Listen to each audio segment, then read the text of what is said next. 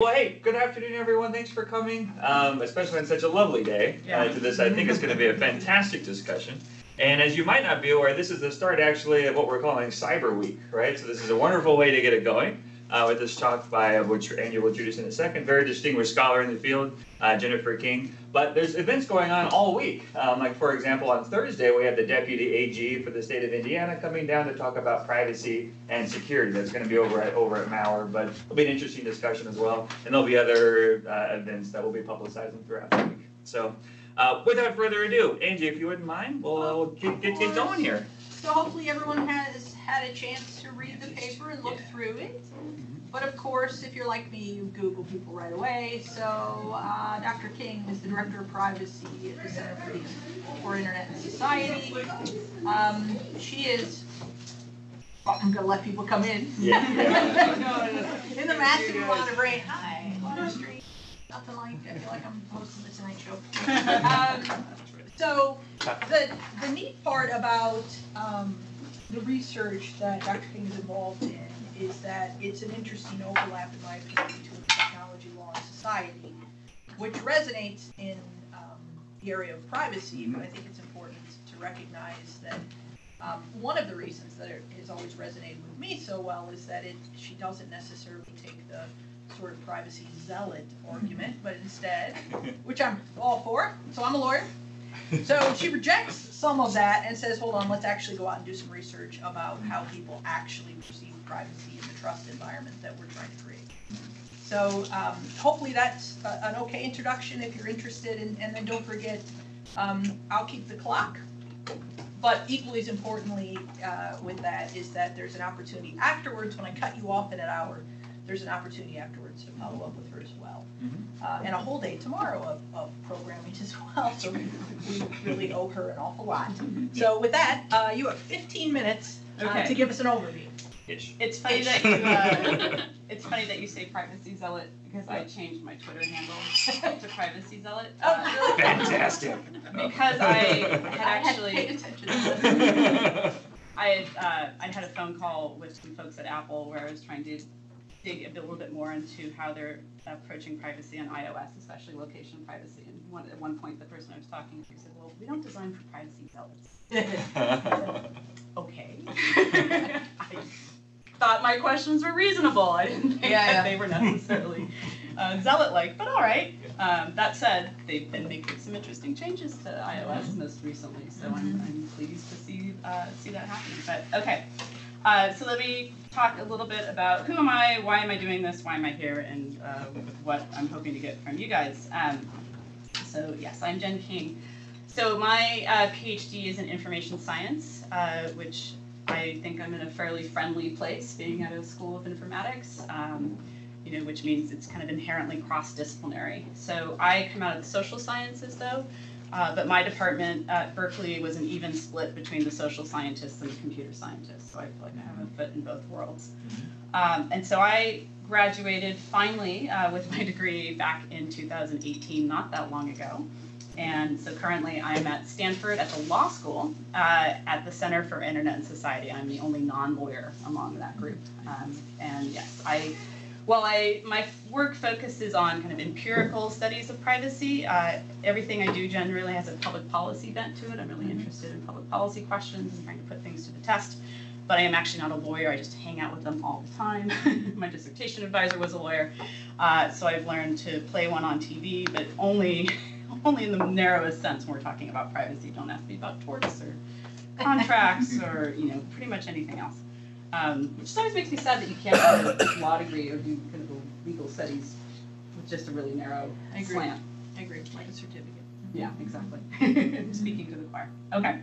So what you guys have in front of you today was a chunk of my dissertation that I slimmed down considerably. Hopefully it's much more readable than the dissertation was. And so that work has really been motivated by my background as someone in human-computer interaction specifically.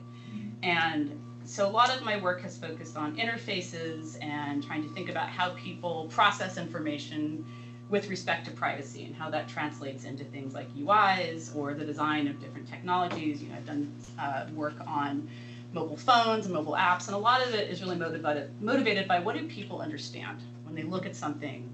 What are they perceiving? How do they think about it? How do they make decisions? How do they learn about these different things?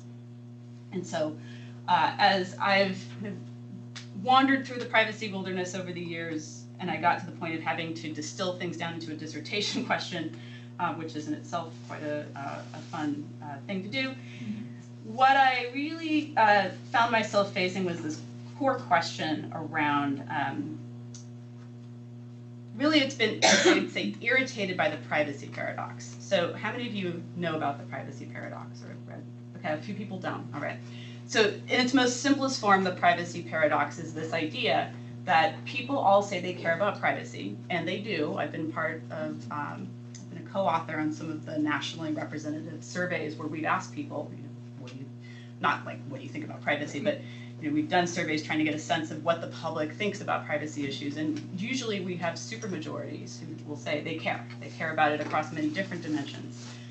But yet, when this phrase was initially coined back in 2005, 2006, it was used as a way to say, hey, people are saying they care, but they don't act as if they do. And initially it was, I think, it was a very simple argument. It was really couched in the language of social media, and really, in particular, pointing towards young people. So at that point it was, wow, if people really cared about privacy, they wouldn't be using Twitter, they wouldn't be using MySpace, all the different things that were in, circa 2006, 2007. So there was a lot of focus on young people in particular, that young people didn't care about privacy, otherwise they wouldn't be sharing their lives online. And that argument is still made, although it's been less about young people and still used to kind of point fingers across really the age spectrum today and just say, people are still sharing things online, therefore their actions don't match their words, they don't care about privacy. And I've always found that a really irritating kind of construct, because again, when I talk to people, and a lot of my work is both qualitative and quantitative in terms of like survey work, but I also do a fair amount of not pure ethnographies, but ethnographic-ish user studies. People really do care. You always find a small minority who just simply don't, but they usually are the minority, and people really do care. But what I hear are very complex, nuanced stories, really, around, I care, but I don't know how it works, or I care, and I think I'm doing these certain things in order to protect myself, and sometimes those things are technologically inadequate, and the person just doesn't know. It's the equivalent of throwing salt over your shoulder. I'm doing this thing on my phone, and I think it's protecting me, and after a study, I might gently say, well, let me tell you, it's not actually working. Or I care, and I'm obfuscating myself. Like I only give them certain amounts of information. And so what I've seen is a lot of nuance in how people approach this thing that isn't really irreducible to this simple, like, people don't care. People say they care, and then they act as if they don't. But kind of zooming out a little bit more, when I began kind of trying to distill my dissertation question, what I really saw too was the sense that people care, and they're often doing what I think of as kind of holding their nose and then just jumping in the pool and just hoping for the best. And so when I tried to pick through what did that mean, like why was that happening, my co-advisor, Coy Cheshire, had introduced me to, he's a social psychologist by training, he introduced me to social exchange theory. And he said, I really think that what you're talking about could be explained by social exchange theory. The crux of it being that individuals are making these choices, but they don't necessarily have the power in the relationship. And so a lot of what we're seeing is not so much that you as an individual can make these judgments about the technologies you interact with, but more that you're in a marketplace that is increasingly constrained. Your options have become fewer and fewer and fewer. That's not universally true, but it's certainly true in some areas. Search being one, social networks, social media being, two of the big ones. Even to some extent, things like mobile carriers, for example, right? There aren't actually, in any given market, there's usually maybe 2 or 3, and I think 2 of them were actually just planning on merging recently. So, and so I started thinking about this, and it gave me a different way of kind of trying to understand what was happening. In that it's not so much that people are kind of contradicting themselves. I think that people are generally kind of doing the best they can, but when you look at a lot of the empirical work in privacy, it's conducted as if we're all on equal ground, and certainly we're on equal ground with the companies that we engage with, which I don't think is the case in many instances now. And so, whereas in 2005 it might have been fairer to say there was a privacy paradox, like, you know, you had actual choices and you just chose to go with, you know, one that potentially, you know, exposed more information. I think that's less and less the case today. And we could go kind of sector by sector and sector, and I think you can see that, for one thing too, when we had those conversations 10 or 15 years ago, there was also still a sense that living online was totally optional, which I argue is no longer optional. And it's not even optional from the sense of, you know, do I want to have a Twitter account? I would say it's not optional in fundamental ways, such as if I'm on food stamps, there are lots of places now where you get food stamps online. If you want to apply for a job, I think my local pizza place, the Cheese Board Collective in Berkeley, is one of the few places I've seen recently that actually has paper job applications. I'm not sure anybody else does. You know, if you're a parent of a teenager or a young adult who's had to go out and find a job at, you know, food court or, you know, retail, you're not walking up anymore and just filling out those things on paper. Just to say that a lot of the things we talk about, you know, smartphones. I mean, smartphones are still, to some extent, a luxury, but they're increasingly necessary. And for a lot of the world, that is how, you know, a lot of people in the global south, for instance, that's how they get online. You know, they don't have laptops necessarily. So, so those choices, I think, have been somewhat false. And so that's what motivated the study. And so I see I have about 5 minutes left. So let me focus a little bit more specifically. So what you have here is a piece of a much bigger dissertation. It was a mixed methods piece of work. I actually started with a qualitative study where I wanted to see if social exchange theory made sense in the context of privacy. So I started by interviewing 20 people, 10 of whom were women who used pregnancy apps to track their pregnancies, 10 of whom were users of the genetic testing service 23andMe. And then across all 20, I asked them about search queries. So I had kind of a comparable data set that I could ask everybody about.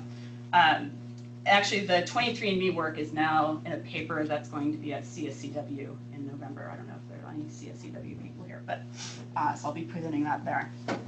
So based on that work, I tested kind of these ideas around social exchange theory to see if indeed are people thinking about these as relationships? Like, does this relational model make sense in the context of how we disclose our information to companies? And so I took that work and then I put together this experimental piece so I could actually try to apply that and test it.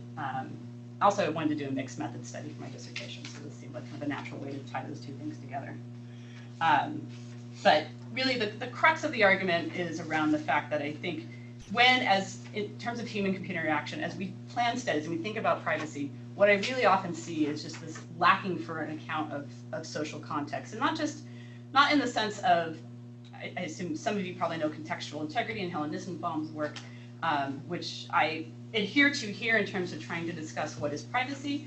But even within contextual integrity, I've been concerned that there's a lack for accounting for power and how the norms are shaped in different contexts where people disclose their personal information. So this was really an attempt to kind of dig into the question of power and how can we use that construct. Could we use something like social exchange theory in our empirical studies of privacy, especially in HCI, to start moving out of just the individual's heads and out of heuristics and interfaces, and also trying to account for understanding bigger social reasons why people may disclose their personal information. So I'm happy to talk about that argument and get your feedback on that piece, and any kind of strengths or weaknesses you guys think with this entire theory, because again, this was all exploratory, just trying to see if all these parts worked well together. I would say if you didn't have a chance to read it, page 10, where I kind of say interleaving social exchange theory and privacy is really the crux of the argument there, if you want to quickly skim that. That's your cheat sheet. I'm also interested in hearing discussions about contextual integrity and whether, I think one of the really key questions around contextual integrity, again, is how are norms shaped? And so what does it mean if companies are influencing how norms are shaped? I think back to Facebook circa 2009 when Mark Zuckerberg pushed the company to force everyone to be public by default. And part of his justification for doing that, he said publicly, norms have shifted. literally, like, you know, this is just the way people are doing things now, and it wasn't. Had trouble with the Federal Trade Commission and have since kind of slowly walked backward from that stance. It took several years. But I saw that as an example of where a company is, you know, trying to push the norms basically to their own advantage. And then lastly, this is something that's not as explicit in the paper, but an idea that I've been working with, and I was hoping to do something just on this for this workshop, and I just could not get it together, unfortunately, in time, is really thinking about Elinor Ostrom's work in the sense of privacy less as an individual good and as an individual concern, and more as a social concern or a collective concern. I quote Priscilla Regan in this paper. She's in the privacy field. She's probably done the most of almost anybody I know in terms of trying to articulate what does privacy mean for us as a society, or what is it as a collective concern.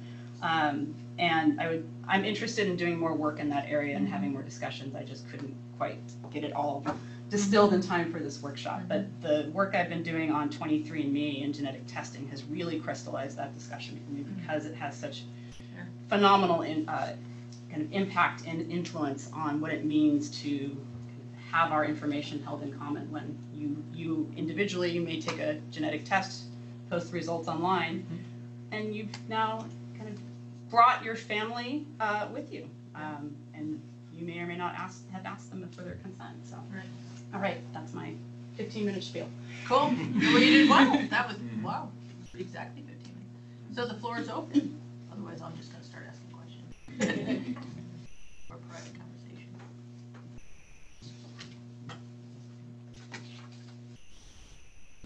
All right. Well, I'm glad to start. So,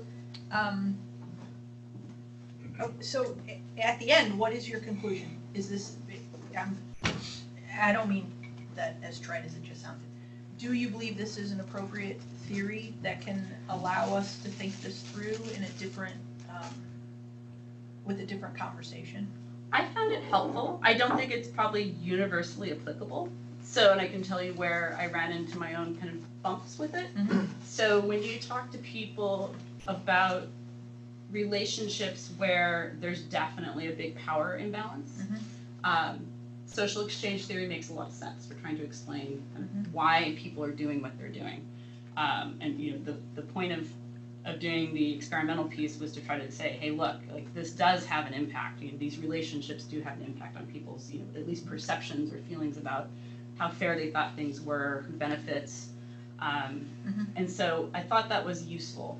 Where I think it is not as clear are in the areas where the power imbalances aren't as severe. And so from my own work, both in the genetic testing space and in the pregnancy app space, those are currently markets where there's lots of options. So people didn't feel as constrained. Obviously, it was completely elective at this point. Pregnancy apps are not seen as like something you must do when you're pregnant. Genetic testing at this point is not seen as something everybody feels like they have to do, but boy, the numbers are creeping up. And I'd say also some of the things I observed in those different spaces that contribute to the being a more kind of equitable exchange of power is the fact that not all the information was mandatory.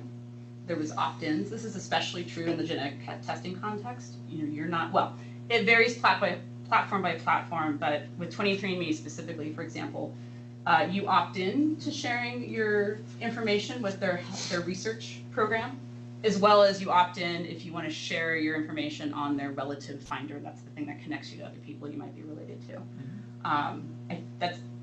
So other platforms have other features. I think like Family Tree DNA, they only do ancestry, and so once you do it, I think automatically you're essentially sharing with anybody else on the platform. So it varies by bit. But with the pregnancy apps, for example, that I looked at, the women usually did the minimum. They put in their email. They almost always had to put in an email address. Usually you put in your due date, because otherwise, you know, it wasn't very useful. But most stopped there, and they weren't forced to have to disclose anything else. And so they felt like they could negotiate that relationship to some extent. So that, in those cases, I would say because the power asymmetries weren't as severe as they were talking about Google and search queries, for example, it maybe didn't provide as many insights, but fundamentally the thing that I found really interesting, and some of the statistical piece of this mentions this, or some of my discussion of the results mentions this. In general, when you asked people about fairness and benefits, both in this survey and in the qualitative interviews, everybody assumed that the companies benefited more. Just fundamentally, like the means on this were really low in terms of the question. I think the question on fairness, that like who benefits more, you know, it was down in the threes or something. So there was just this general sense, both in this data and in the qualitative interviews, that like, well, you know, I'm getting something out of it, but ultimately I think the company's getting more. I just don't always know what it is. So this raises some really interesting questions then. One being, I'm curious as to whether you have any thoughts or reflections on whether the nature of the data specifically matters and how people feel about this, right? So pregnancy app information is somewhat personal. Actually, I would think maybe even less personal than DNA stuff, which is also very different, for instance, from like locational data. Right. And so one question I have is, to what extent do you feel like the different kinds of data to which people might feel some greater or lesser attachment matters? And then the second question I have is how, so if the, oh no, I just lost it. I might have to come back to it in just a second and sort of down the train of thought about the type of data. Sure. Here, let me start with the first one then. The nature of the data definitely matters. So in this study, one of the things I did is I basically listed all the different types of data that this fictional watch, essentially, Fitbit-ish thing, could collect. And body data, as I would call it, your weight, your height, your blood pressure, your blood type, I listed all those different things. Mostly people don't or didn't consider it particularly sensitive. But I think it's really hard to just put the data in a bucket outside of any context and just say, you know, it's just not sensitive. There may be some things that fall into that bucket more easily than others, and what I have found in digging into additional conversations with people is that if it's something you can observe about me, like you can tell the color of my hair, you can tell the color of my eyes, people are generally more comfortable with that because it's just part of your presentation of self. You know? So one of the things that really surprised me in this work was that the people I talked to, and again, these were voluntary 23andMe users. I did not talk to people who would refuse to do a genetic test, which I would like to someday, because I think that will be a very different population. They really felt like their data was not personal, which as a privacy researcher, I just, what are you talking about? Yeah, that's not what I said in the interviews. I kept very calm.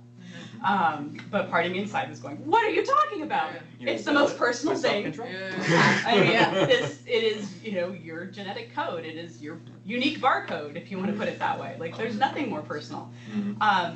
And part of that was because they felt like it did not tell you about who they were as people.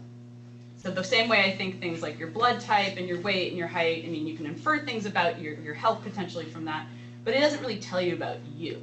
Now, this is where I ended up being extremely happy I asked people about search queries, because then I had this thing I could compare everybody against. And again, universally across both populations in that work, everybody thought the search queries were deeply personal. That was the thing they were concerned about, including all of the DNA participants. Yeah, DNA, but search, oh yeah, like do not share my search queries. I asked people if they had been using, if they were aware that their search histories were perpetually stored on Google, and some of them weren't, and a couple of people were like, what? This was news to them, and they were not happy to know it, and wanted to know how to delete it. So but the reasons why, and I think this also speaks to why Cambridge Analytica was really upsetting for a lot of people too, was that Facebook data similarly is not just a bunch of data points. I mean, from lots of people's experience about, you know, behavioral data. I went shopping, I bought shoes, I searched for this, I searched for that. It's the things they care about. It's the things that give you an insight into who they are as people, and that's exactly how they describe their search data, their search queries. So I'd say it really matters. The context matters. The thing that really concerned me about the DNA piece in particular was just the fact that, again, willing participants, nobody knew the risks. I mean, nobody knew. And unfortunately, I did these interviews before the Golden State Killer was first identified. And I would tell you, I think there were probably at least 2 people in that sample. Had I asked them after that, they probably would have given me different answers based on things they said at the time that, I wouldn't want law enforcement looking at this stuff, but, but otherwise it's okay. One more piece to this too is everybody assumes their data is anonymized. That is like the #1 thing. Everybody assumes it's anonymized and it's, they're not interested in me. They're interested in me as a demographic, but not as me as an individual.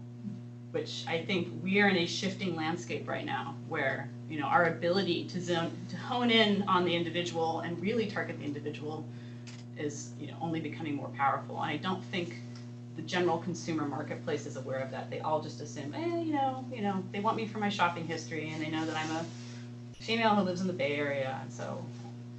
So that's interesting because the second question was about how people feel about how useful their data is, right? So what is it that you are using it for?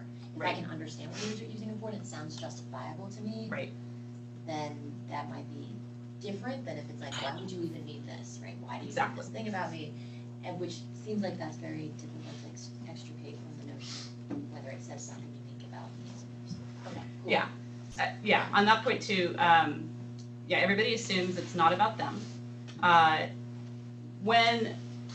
When systems begin to hint that it's about them, so where I saw this pop up in my work was, again, talking about search queries. People would talk about Google, because I asked people what their search engine was. 19 of the 20 said Google. It was not meant to be about Google, but it ends up being about Google.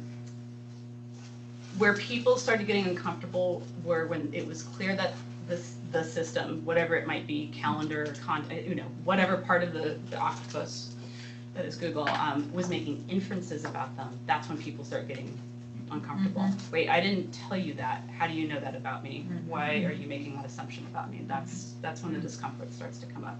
I think that the mental models for internet users around behavioral advertising are pretty well defined at this point.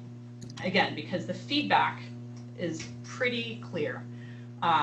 People get upset when the feedback is almost instantaneous. I was out with my friend and we were talking about favorite kinds of cat food and whoa, we just got cat food ads. Is Facebook listening to me? We probably all heard that meme. They're not, right? Unless you're using Portal or Alexa or a voice assistant. In that case, they are actually listening to you. But yes, and outside of that context, no, they're not.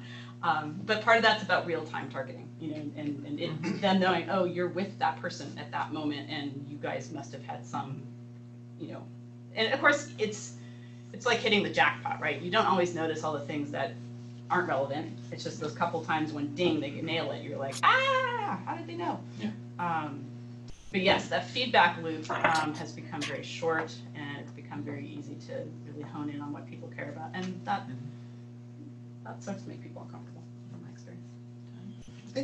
I was wondering if you could maybe unpack a little bit more this idea of privacy. So and a lot of times in this idea of the O's, when they talked about goods, they have 2 dimensions of excludability and subtractability. Okay. Whether you're able to exclude others from actually accessing the good, and subtractability. Right. So can you speak in terms of privacy, one, like Tony, the doctoral student's privacy versus society's privacy? Do you think those land on the same kind of quadrant in that 2x2, or do you think we're talking about different things when we're talking about the aggregated versus the individual? That is a great question. I'm I don't know if I will do it justice, but let me try. I mean, so much of how we are approaching these problems today are all about the individual, right? And from a legislative point of view, it's all about the individual. We've not done a lot of, I think, kind of high-level group thinking about how it harms society, how it could harm society, or what if, or even like get out of harms, what its effect on society might be. I mean, I do think some people have definitely addressed that. And I don't know if I have a good answer. I mean, part of the things I've been trying to think through are to what extent on a societal level it interferes with maybe individual actions, our autonomy. I mean, there's certainly the question of being able to influence you as the individual, and I think that's one of the things that I found in talking to people is because when they assume that the models are still around behavioral targeting, it's around this thing that they know, there's this assumption they can resist it. I don't have to buy those shoes that they're advertising to me. I think where it gets dodgier is when people talk about it as filter bubbles, but you can also talk about it in terms of how it shapes society for groups of people potentially. So there's been some interesting writing on group privacy. And by group, I don't necessarily mean like a group that you join, but kind of who you end up being affiliated with through some characteristics. So in genetic privacy, it could be everybody who has the same genetic mutation for a disease, for example. And because there's no wall right now between direct-to-consumer genetic testing and, well, anything, really. I mean, there's one law that limits what employers and insurance companies can do with genetic data. But otherwise, there's no limits. So if you want to use genetic data for behavioral targeting someday or some type of advertising, you can decide to look at people who all share a common characteristic. But there's also and this is, I think, one of the concerns we hear a lot with AI in general, just the absence, the things you don't see because we know you're part of a group. And so how that affects society on a larger level, I mean, I think there's good questions around kind of the manipulation that comes with advertising and our ability to resist it, and especially when it becomes it's less about the print ad in the newspaper where, that seems like something, it might influence me, but it's a lot different than,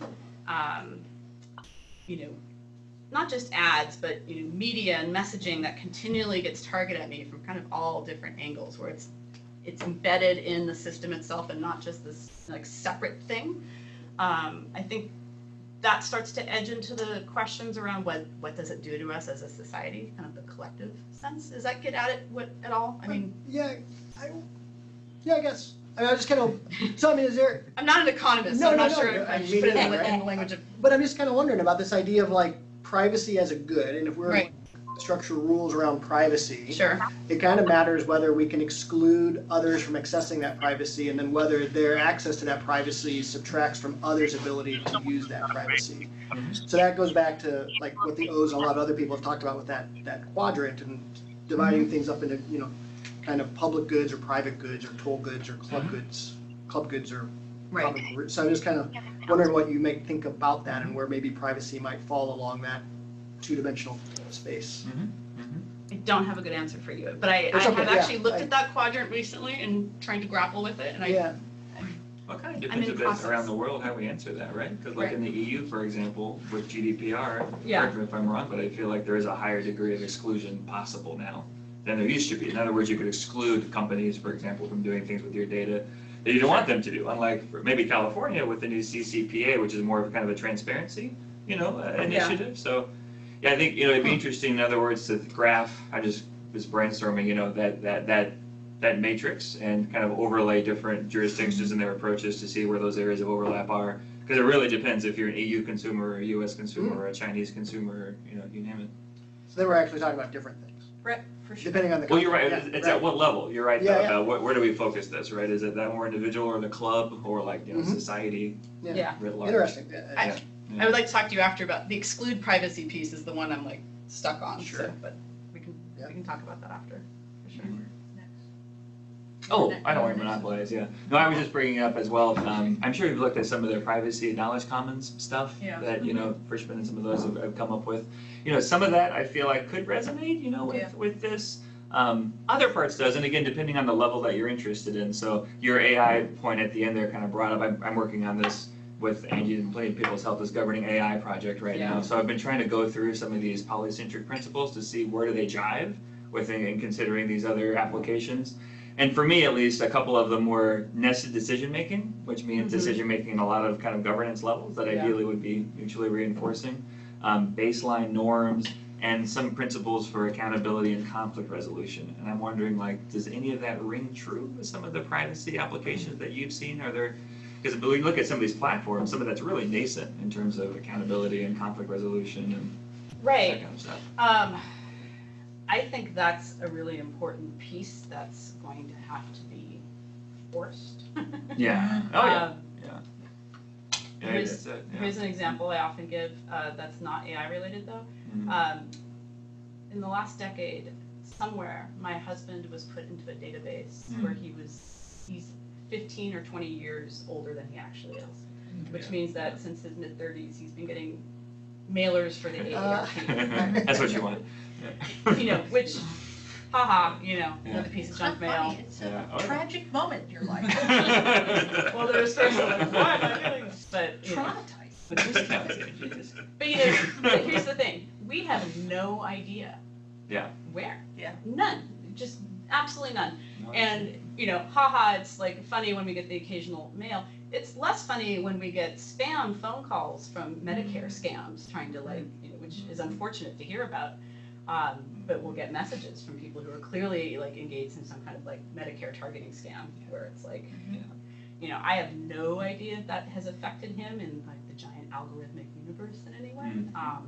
Maybe it's actually helped him because he can get credit easier because he's older. I don't know. But But the annoying thing has been we have no idea how we would ever correct that. And yeah. Essentially like a credit report, right? Yeah, Right. It's distributed. Yeah, that's interesting. So I think it becomes even more vexing in that absence model. You don't know what you're not seeing. Yeah. And imagine it's because of an error somewhere. How do you even peer into the system to try to figure out? Yeah. Maybe transparency really it becomes a real thicket to try to untangle. You still have a question? I do. Thanks. So I'm you said you're really interested in the policy implications of all this, so I want to invite you into the role of highly influential consultant, and imagine that you are advising, I don't know, a legislative subcommittee or something, who are contemplating a right to be forgotten law.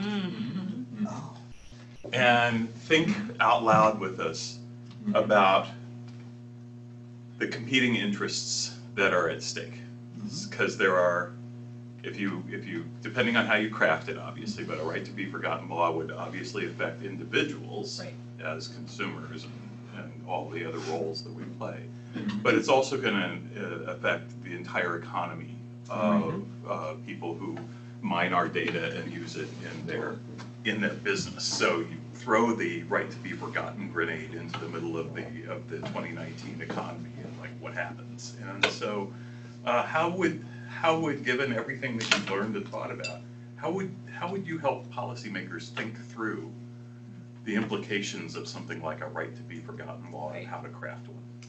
So I'm lucky to share a commute and office with Daphne Keller, who is our director of intermediary liability. So I hear a lot about the right to be forgotten on the ground in Europe from her work. So I can channel some of her thinking too. Although this is a little different. This isn't asking Google to necessarily take down links. This is kind of goes back to what I was just saying, and maybe the FIPS on some level too.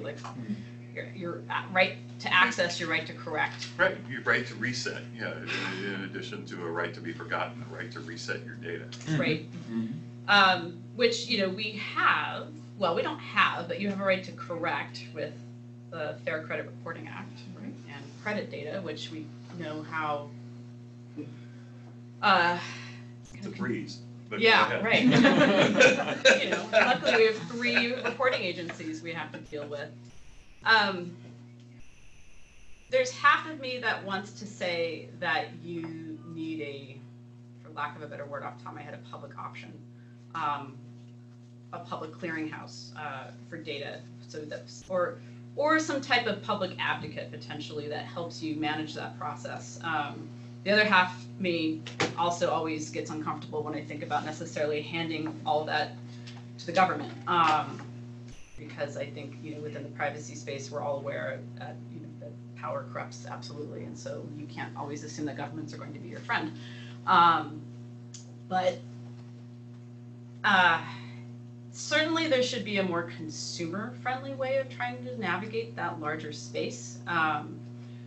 And I wonder if we thought creatively about what to do with federal privacy legislation. I guess one of the things I've been wondering is whether we should actually introduce some type of new regulator, much like the Consumer Financial Protection Bureau.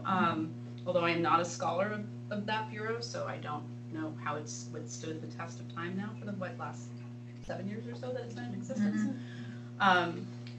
I will say, as someone who has worked a lot with the Federal Trade Commission, that I don't think that the courts are the way to kind of handle consumer privacy issues, and certainly not a way to necessarily help consumers directly with problems and thinking about how to navigate them.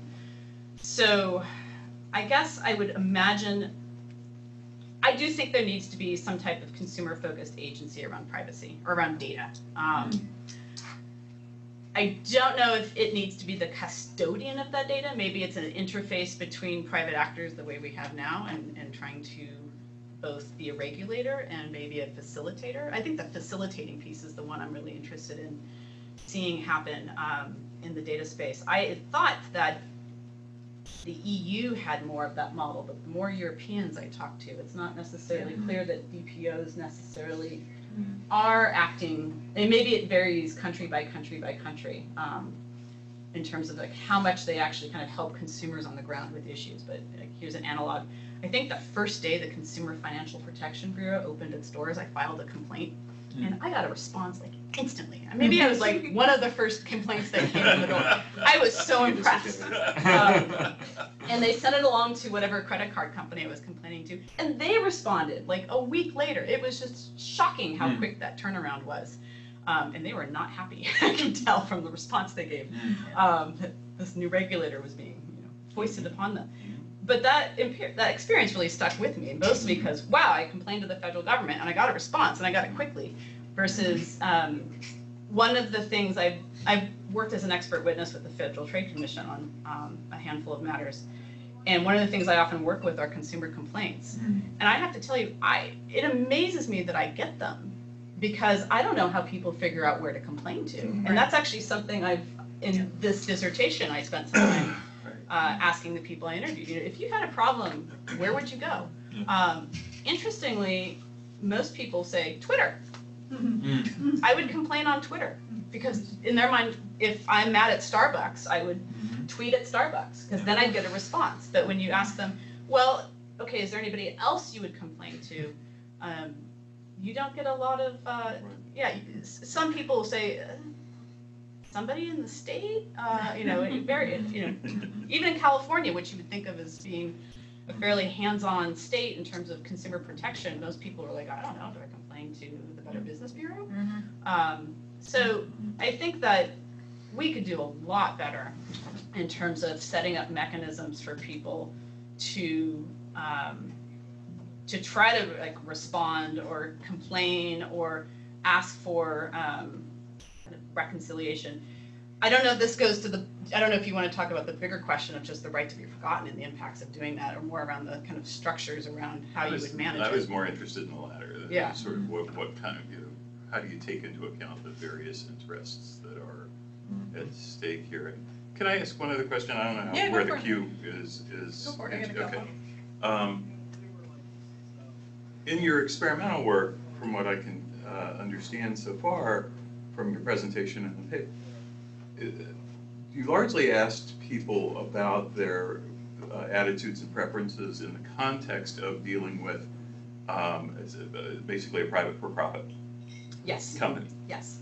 The people who mine my data are also charities and nonprofit organizations, and sort of God help you as soon as you donate to one, right? That income, it's like incoming, and oh, I see that you care about sick children. Well, and on the list goes. And I wonder if you have any. First of all, have you asked? And second, if you have any feel for what a difference it might make in people's attitudes about disclosure, privacy, and all of that, if it was in the context of a charity taking care of sick children having access to my data versus a profit-making company having access to my data. Sure. I haven't asked about nonprofits. Nonprofits are exempted, like from the CCPA, for example. And should they be? If you had this part of what this was lurking in the back of my mind about if you were going to shape a right to be forgotten kind of policy, would it extend to, can I have a right to be forgotten that I ever gave $10 to that, organization? So my view right now is I was actually surprised to find out that nonprofits were exempted. And where this really bugs me in particular right now is with politics. And I mean, I don't know if there are New York Times readers in the room. The lead article on the Sunday Times yesterday about the extent to which the campaigns are kind of dipping into targeted advertising. That really concerns me, because we are now at a place where, as we look towards potentially having a federal level discussion on privacy regulation, the parties are just as complicit as the big companies. Sure. I mean, absolutely. Like maybe 2008 that wasn't the case. Maybe even as late as 2012 it wasn't so much. Now, game over. Like it's so. Like I am concerned that we will have a discussion in the next year or two that exempts both nonprofits and the parties and the whole party apparati. So I think that we shouldn't. It's not to say that we necessarily shut them down from kind of the basic level information sharing that we may have been used to in the past. I mean, we have public voter rolls. If you're making charitable donations, you should at least potentially maybe be able to opt in. I don't want to say opt out, because I feel like opt out is always the cop out. Opt into somebody sharing your data. I would like to see that higher standard across the board. And if you want solicitations from other charities, like, why aren't you given the choice to say that?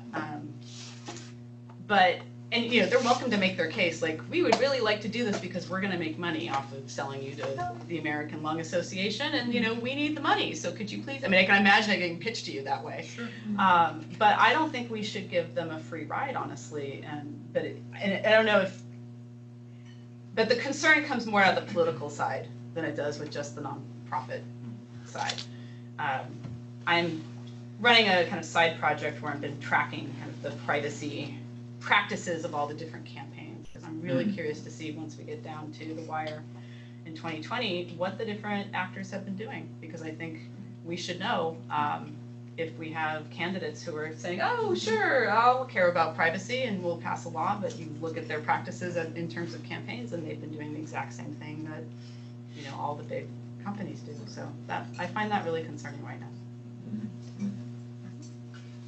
So thank you very much. I have 3 questions. I'll try to be brief. The first one is about privacy. So I live in Germany, I've been there for 20 years now. And my question is, to what extent would it make sense, if we study privacy in the digital age, to also consider predispositions of people which they brought from the pre-digital age? Meaning that in Germany, people back in the 90s already, or probably even in the 80s, were paranoid about their data, and so those attitudes have transformed both into attitudes today and into legislation. My second question is about power. So I fully agree with you that power is super important. I disagree with what you write on page 9, that economics always assumes that we are on equal footing. I'm not an economist, so maybe fair. But so my real point is, have been struggling with the concept of power for many years now, and my sense is that many people plug in power into their theories as a sort of a Trojan horse to plug in their own normative judgments, right? So do you have an attempt to measure power, or is it just, as you describe the surveys, to ask people if they feel power from somebody else towards them? Because there is no human relation without power. The power differential, right. By that, so Bertrand Russell, the philosopher, has this saying that power is just like energy is in the natural sciences. Power is the same in the social sciences, so it's everywhere. But then, again, the different ways we put it into the theory can get us very different normative implications. And my final one is, to what extent is your analysis really restrained to Western countries, basically? Because when it comes to regulating privacy, there are so many countries in the world I would not entrust with regulating my privacy. So I would be much better off with Google being, let's say, the sole owner of my data in Turkey or in Russia, as opposed to giving that government the legitimacy to do any data protection to protect me from people. Right. On the last one first, yeah, that's true. And yeah, my focus has been extremely U.S. centric to to a little bit EU centric. Although again, I'm still learning the GDPR. But I think that's yeah, I know. We're all in it together on that one. But I think that is a very good point. And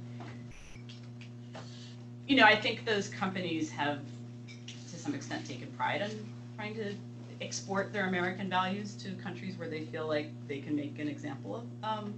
But obviously, with the ongoing discussions around China and whether Google goes into China and some of the other countries, it's been a really complicated topic, especially because I worked in the industry in the early 2000s, and so I remember being at Yahoo at that point when the Yahoo made the kind of pivot to not go into China, and how much of the there was a moralistic debate about that. And it seems like right now it's being driven on. It's been interesting. I think it's been driven, of course, by the money, the fact that China is now a different economic animal than it was even 15 years ago. I also hear that discussion couched in terms of national security to some point. That wow, if we let the Chinese get really good at AI, what does that mean for us? Like we need to, and clearly we don't have a government. Well, we do have a government initiative on AI, but I think it's a name only. There's no money behind it, other than maybe NSF money, but not the way that China is putting government money into AI. So there's this interesting. There's not a clear way, I would say, forward on that. I mean, in that it's not. I can't just say, oh, the Western companies are doing something bad, and nobody else should do that. It's obviously a really complicated topic. On the power piece, so the specific theory. Part of social exchange theory I'm drawing on is power dependence theory. I don't know if you know power dependence theory. But yes, one of the things, and I can't remember if I have that line in here, it's in the dissertation if it's not, the fact that, power is not inherently bad. That you're right, without a power differential, or without you having something that I want, and vice versa, there's no reason for us to exchange or to engage with each other within kind of social exchange theory. So yes, power differentials are not inherently bad. And I was just working within the contours of social exchange theory. In terms of putting those questions to individuals, the way I did it in the survey, again, this was like total exploratory work. So I made them as simple as possible and tried to just focus. I didn't define the word power. Much like I've done other surveys where if I've asked about privacy, I don't define the word privacy. Okay, I kind of want people's own interpretation. So without a qualitative piece, it's difficult for me to dig in to figure out what do I mean by power? Like what did you think I meant when I asked the question? So I try to make the questions. I think the explicit question on power I asked was, who has more power than you in this relationship, you or the company? And so again, people can define that in different ways, but I didn't want to constrain it, just because I'm dealing with diverse populations of people taking the survey. So, so there's that, and I'm happy to talk about that more. The predispositions from the non-digital age. That's an interesting point because I think in particular, I don't know if you know much about contextual integrity and Helen Nissenbaum's theory, sorry, which I would argue her conception of privacy, and I bring it up because she's really the lingua franca, I would say, of privacy right now in terms of she's done a very good job of getting uptake of her theory among empiricists, especially in the computer science field. There's been kind of a reckoning of people going, oh, I can't just do a study where I say privacy, like I actually need to say what is privacy, and maybe apply a theory or use a theory. For a long time, people were just looking to Alan Weston and saying privacy is just about control. But I think there's been a growing realization that if privacy is about control, then we're kind of lost. Yeah, we're toast. But a lot of Helen's work, at least when she conceptualized the theory, which she first started publishing about it in 1999, was really based on this kind of transfer of norms from a pre-digital era to a digital era.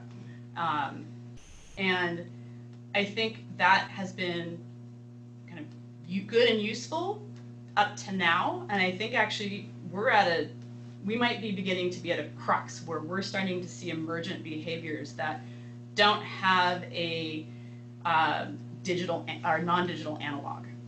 And so I think we're just beginning, in my opinion, we're just kind of beginning to see that world where, you know, she talked a lot about search, and she has an article in particular where she discusses search activities and really makes the analog between going to the card catalog and the library and trying to, you know, say you didn't expect anybody to watch what you did in the card catalog, and therefore online search, you know, you carry this expectation forward. And now I think, especially among the young internet users, and even I would argue in something like genetic testing, where yes, there is an analog equivalent to genetic testing, but this idea of a kind of social genetic testing where we share stuff online, I mean, genealogy to some point, but that's an area where I feel like the norms are emergent, and I'm very concerned that the norms are being shaped by the companies who are basically framing, you know, the whole experience and only emphasizing the positives. Like, it's fun. You're gonna find out that your dad cheated on your mom and you have 3 half-brothers somewhere. That's one of the things that comes out of a lot of the testing. But I mean, but that's also not to say, I mean, I think of kind of the whole digital world as something that is overlaid on top of this existing social world. And I think people often talk about privacy as if it's dead and that there's just kind of no hope. And I often think, you know, as we just happened in California, we just lost electricity for a lot of California for a couple days. Like, suddenly none of that stuff matters all of a sudden. Like, it's all about survival. And so I feel like the discussions we have around like how much our social norms and our lives are shaped by the digital world, I often think, you know, pull the plug and like that stuff just dissipates. You know, I'm more worried about climate change, you know, in the sphere of things than, I mean, I worry about privacy, honestly, but at some level I feel like it's kind of a fiction of our imagination. So, you know, we're always going to have, you know, nobody's radically proposing that we get rid of bathroom doors, for example. Like, we still have conceptions of privacy in a non-digital world. So, not to lighten it, but just to say, I mean, I think I see your point. And just because we're moving away in some aspects from kind of you know, privacy offline to this world where it feels like everything is digital at the same time, I feel like there's ways where you can say, hey, let's put it in check. Sounds like 2 birds, 1 stone, right? Pull the plug, climate change, and privacy safe. Last question. I'm a historian, and among historians of modern Europe, it's fairly widely agreed that there's a dramatic transformation in definitions of public and private that emerge in the 18th century. Okay. And the building on the work of the German social theorist Jürgen Habermas, the way the argument goes is that people started reading novels, among other things, and thinking about the things that they had in common with each other because they were things that each individual had, like a family. And so then even though you had never met Bill Clinton, you could have an opinion on whether Hillary should stay with him or not, because you have a family too. So that idea of the public as something Public that's sphere, built yeah. up as a kind of aggregate of our privates. Then I think the 18th century idea of the public, really, there are two different kinds of publics that are constituted in the 18th century and that we've lived with and that are now kind of disaggregating. One is the idea of a public as something that is shared in common, like the republic. Yeah. And the other is public as in something that is simply visible. Yeah. And it seems that we have a lot of public in terms of visible and very little public in the sense of, you know, a sort of shared common project of, oh, I don't know, public schools, Right. public transport. And so to think about your study as a part of, you know, sort of real-time analysis of how those contours of public and private are shifting again, but that people think to complain, not to the FTC, but to Twitter, Right. kind of proved the point that we've still got the sense of public as visible, but we don't have public as common shared institutions Right. for quote-unquote the public good.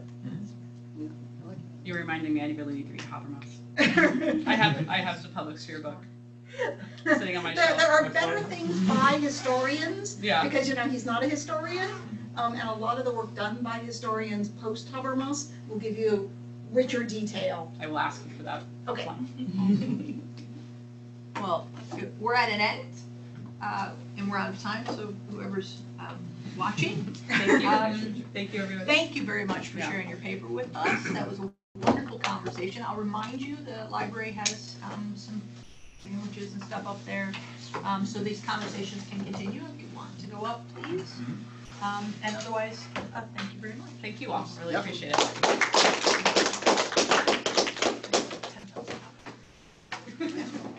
Any other announcements for everybody else that they wanted to be in, otherwise? Good? Okay, great. Remember, Cyber Week, Cybersecurity Awareness Month as well, so. Enjoy. Try to keep track. Celebrate cybersecurity awareness. We really Month. should. Oh, that's right. We never talk about history. We really should. Oh. I try to write like 50 things about like zombies and Halloween and